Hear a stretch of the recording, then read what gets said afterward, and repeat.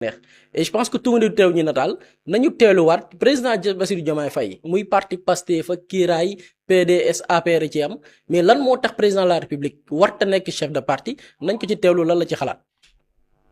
ñi nga xamante ne yépp dañu nekk ci biir opposition dañ koy wax saa yu ñu demee ci pouvoir nga daal di gis ñu def lu woroog li nga xamante ne moom la ñu waxoon de toute façon yàgg nañ dégg sax nit nekk ci pouvoir ba pare di wax loo xamante ne day dem ba ci biir du ko def te dafa na président de la république Macky Sall exemple bu achevé ci tout le temps wax ñu loo xamante ne bu ñu demee ba ci càppaandaw ga rek mu def lu wuuteeg li nga xamante ne moom la waxoon bañ a sàmmoonteeg kàddu mais non seulement loolu day andi gàllankoor parce que tey président de la république di chef de parti politique saa yu waxee yenn saa yi doo xam président de la république moo wax wala doo xam président de parti politique bi moo wax président de parti politique bi day am même dignité que même yeneen président de parti politique parce que charte yi tax mu am parti politique moo tax keneen am parti politique boo ko tontoo parce que moo nekk pouvoir nekk président de parti politique nga tontu ko ñun daal di wax ne institution la waroo waxee ak moom noonu mais boo nekkee institution rang institution yooyu doyu la ngay wàcce di suufeel sa bopp di nekk un président de parti politique nekk ci clivage yooyu mais yenn saa yi sa warma buñ ko xottee nga xam ne yow yaa ko njëkk a xotti boo jiitee parti politique yàlla def la njiitum réew looy doyati parti politique wala boog jàpp nga ne ñi nga àndal ay cuune neena la ba kenn mënu ci nekk kuy doxal parti politique bi teg ci yow nga nekk parti au pouvoir. Birima Mangara bi nga xamante ne en 2024 son parti mu ngi tuddoon UDP Kiiraay donc en fait bu ñu ñëwee moo tax le rappel historique bi buri def lan moo tax mu am solo li ñu war a retenir ce n'est même pas la création du parti mais le reniement dans la création du parti c'est-à-dire que foofu la nit ñi war a accentuer le débat bi fan lañ ko war a accentuer mooy on a un président de la république boo xamante ni li mu waxoon yépp ci parti politique président nu muy def ak parti politique lan lay doyee parti politique yooyu yépp da ciy génn léegi on veut normaliser ci xelu nit ñi que le reniement grawul c'est-à-dire que un homme politique mën na ñëw taxaw nekk président de la république dédire boppam en l'espace de quelques mois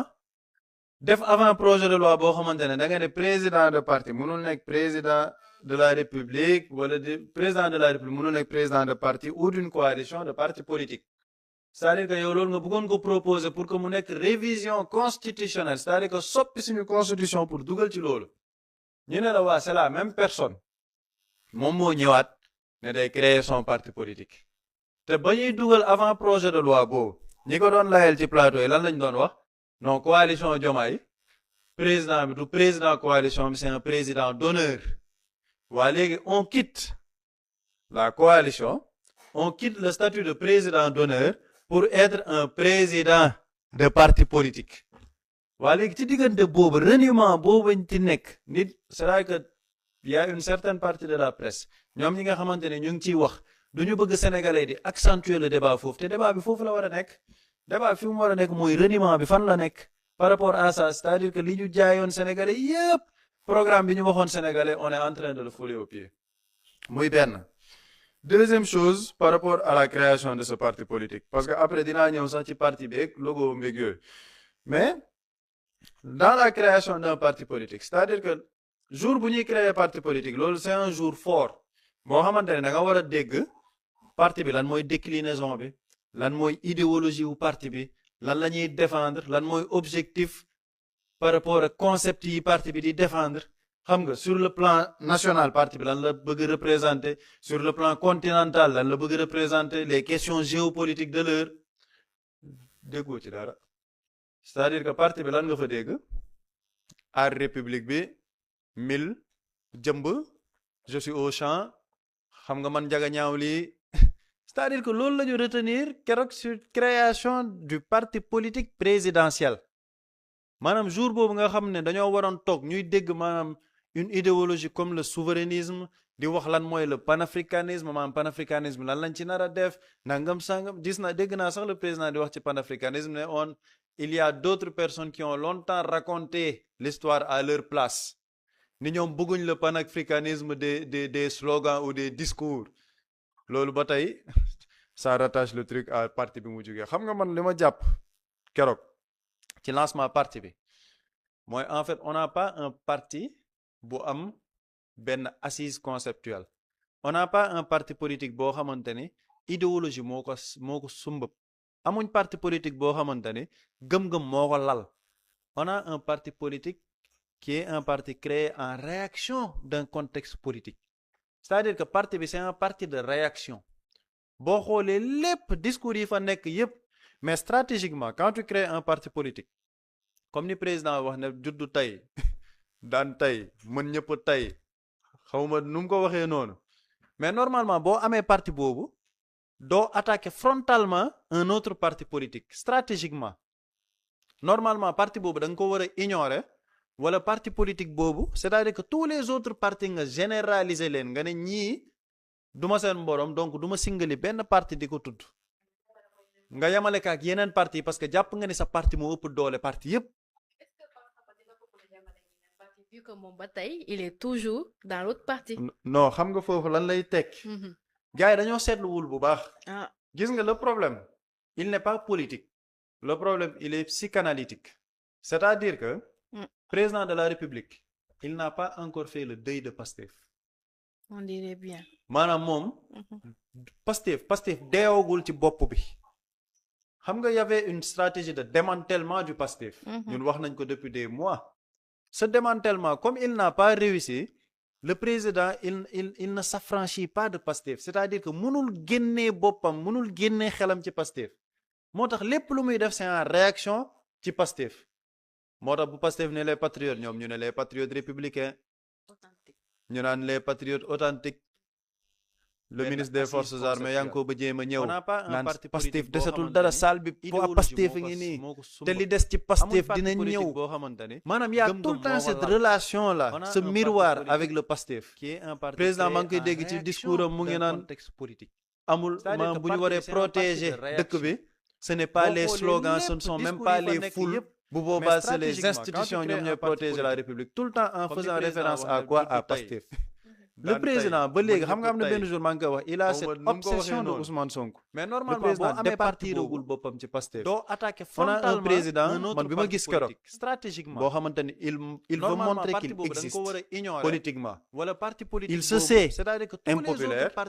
il se sent illégitime et il veut montrer que moom mu ngi fi am na doole ay nit topp nañ ko nga yamale ka ak yeneen parti parce que jàpp nga ni sa la dénomination du parti yépp foofu gars yi mën nañ foog ni dañoo juum de mais yàllaay wone ay mbiram rek parce que li fa xew keroog mënul weesu leneen lu dul kiiraay c'est-à-dire que keroog on avait l'illusion de créer quelque chose on était dans l'illusion de représenter une force politique parce que le président de la République il veut se convaincre que moom politiquement dafa am doole moo tax ma ni li fa xew keroog yépp mooy kiiraay ils ont bien choisi le nom kiiraay la keroog kiiraay mooy loo xamante ni da lay muur loo xamante ni tu es dans l'illusion tu es dans l'illusoire ñoom keroog ci loolu lañ nekkoon le président de la République boo xoolee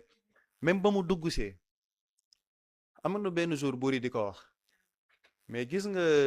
dans la gestuelle non c'est-à-dire que y a des choses yoo xamante ni ça trahit le fort intérieur gis nga quand tu veux prouver que yow yaa ngi fi quand tu veux prouver que yow tu représentes quelque chose que da nga am doole yow yaa fi mën ñëpp c'est-à-dire que da ngay nekk dans tu surjoues tu n'es pas dans le naturel et loolu da nga koy gis foofu bu baax moo tax li xew keroog non yàlla xam na ne ça fait un peu mal au cœur parce que ce sont des images yoo xamante ne ce ne sont pas des images qui font plaisir pour un Sénégalais qui aime son pays qui aime sa République parce que li fa xew keroog amul daray le président ba léegi man damaa gis benn problème psychanalytique bu nekk foofu et loolu normalement les gens doivent l'apprécier sous cet angle on a un président li tax mu créé parti mooy ba léegi mënul digérer mënul def le deuil de Sonko et de Pastef moo tax il faut que moom mu jëmmal benn mbir boo xamante ni day wane ni moom moo nekk ci kaw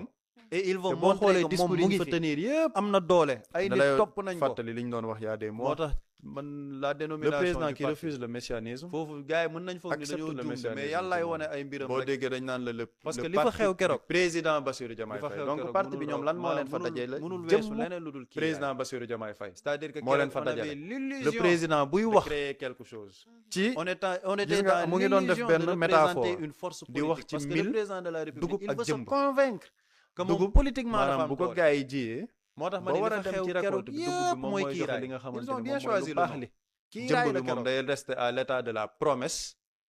mais du joxe dara maanaam dafay nekk loo xamante ne ay naxe mbaaye la léegi foofu président métaphore bi mu fa doon bëgg def mooy maanaam moom ak waa kiiraay ñoom ñooy dugub ci waa Pastef ñoom ñooy jëmb ji ma ne président ñu koy jàppale ci communication sax dañoo juum lan moo tax ñu juum foofu moom il est issu de Pastef ñoom ñoo ko tànn def ko président de la République donc moom bu fekkee ni moom loolu lay wax maanaam ni moom nañ ko jëmbatee moom mooy joxe les bons résultats mais ci biir métaphore am sax moom mooy jëmb ji lan moo tax moom mooy jëmb ji par rapport au contexte politique parce que Pastef dafa am benn promesse dafa am lu ñu ji pendant 10 ans ñu jox ko sénégalais di leen ko wax di leen déglu di gars yi di def ay théorie am un projet ñu xañ seen candidat boobu mënul dem candidat boobu tànn keneen parce que dafa am lu ñu fa jëmboon léegi kañu tànn moom moo waroon ñëw tey jii yàqal nit ñi dugub gu mat sëkk waa ca yàq ji nag ñu gis ni la tax ñu tànnoon ko la ñu jëmbatoon nekkul di ko joxe sénégalais yi lan la nekk di leen jox jëmb moo tax ma ni même métaphore bi mu doon jéem foofu moom mu ngi dugal boppam te xamul ne mu ngi dugal boppam parce que dans le contexte actuel politiquement jëmb ji buñ ko doon xool c'est plus au niveau de kiiraay parce que li sénégalais doon xaar en termes d'espoir et de promesse gisuñ ko foofu moo tax par rapport à la communication le président a besoin d'être aidé am na yu bëri yoo xamante ne daf ko ciy wax di ko ci def mais c'est extrêmement grave parce que tu te dis que est-ce que ñi koy conseiller pour mu wax lii il se rend compte qu'il est en train de décrire son image à lui. Troisième chose par rapport au logo kiiraay bi moom dootuñ ci waxati parce que kiiraay bi moom je pense que leer na nañ par rapport ak illusion ak illusoire et quand tu crées ta formation politique dans une illusion politique mënoo tuddee sa parti neneen nu dul kiiraay noonu rek la mën a demee mais par rapport ak logo bi man dama gis ni honnêtement dañoo jox benn parti taf yëngal parce que boo xoolee le logo c'est-à-dire que tey booy analyser le logo bi yow lan nga ci mën a jàpp xam nga man infographiste duñ ma bàyyi ma fenn booy créer société wala ngay créer benn marque dañ naan la normalement boo xoolee rek tag le logo war na la renvoyer ci dara war nga xam ci lu mu lay yóbbu mais boo xoolee tey jii le logo du parti kiiraay c'est-à-dire que boo ko xoolee nii di nga gis ñu ne la am na lu ñu def nii mooy xaw ma mooy dugub bi la ñu wax nga gis parapluie nga gis Sénégal nga gis benn loxo bu téye c'est-à-dire que y a trop d'informations dans l'information qu'on nous donne c'est-à-dire que y a trop d'informations boo nee da ngay jàngat même logo bi au plan de la communication ñu ne la tey ji loxo gi mu ngi ci biir Sénégal ban loxo la loxo gi téye parapluie bi ban loxo la loxo gauche culturellement et sociologiquement au Sénégal loxo gauche dañ koy gàntal dañ koy gaafal ba looy def sax dañ naan la bul utiliser sa main gauche waa ñu ne la yow parapluie bi nga xamante ni moom moo war a aar Sénégal moom mooy kiirlaayu Sénégal parce que kiirlaay la ñu bëggoon wax parapluie bi moom mooy kiirlaayu Sénégal yaa ngi ko teewee main gauche bi nga xamante ne dañ koy gaafal sur le plan sociologique y a un problème c'est-à-dire que y a un problème par rapport à la communication visuelle bi ngay joxe le parapluie bi nga ne moom moo téye moom mooy kiirlaayu Sénégal mais parapluie sur le plan de la communication parapluie c'est saisonnier parapluie mu ngi mel ni saison des pluies bi dugg 3 mois ngay utiliser sa parapluie bu saison des pluies bi jàllee sa parapluie da nga koy ranger waat ba yeneen hivernage ñëw donc bu fekkee ne on a un parti boo xamante ni c'est un parti saisonnier dans un temps donné moom lay protéger la République waa temps boobu bu jeexee kan mooy protéger la République c'est-à-dire que tey au plan de la communication y a un énorme problème logo bi yow lan nga ci mën a te boo nee yow parti boobu kiiraay boobu moom moo téye nii moom moo nekk ci kaw Sénégal moom mooy aar Sénégal dañ naan la normalement donc yow képp ku bokkul kiiraay doo ko aar war na la renvoyer képp ku bokkul ci parti bi yow bokkul ci yow ñi nga xamante ne ñooñu nga war a protéger au nom de la République du parti kiiraay moo tax ma ne gis nga même sur le plan de la communication gis nga booy xool dans le discours